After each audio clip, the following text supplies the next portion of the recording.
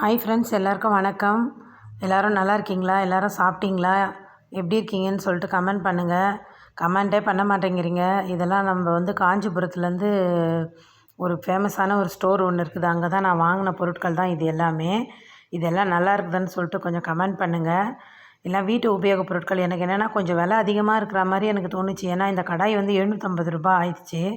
அந்த இடியாப்பம் ஊற்றி வைக்கிற அந்த ஸ்டாண்டு பார்த்திங்கன்னா ரூ. 450. இந்த வடிகட்டி எல்லாமே கொஞ்சம் அதிக ரேட்டாக இருந்த மாதிரி எனக்கு தோணுச்சு. கரெக்டான ரேட்டாக என்னன்னு சொல்லிட்டு நீங்கள் கமெண்ட் பண்ணுங்கள். நம்ம சேனலில் சமையல்லாம் போட்டுட்ருக்குறோம். அதெல்லாம் உங்களுக்கு பிடிக்குதா என்னன்னு சொல்லிட்டு சொல்லுங்கள். இந்த பொடி இல்லாத கடாய் ரொம்ப பிடிச்சிருந்தது எனக்கு.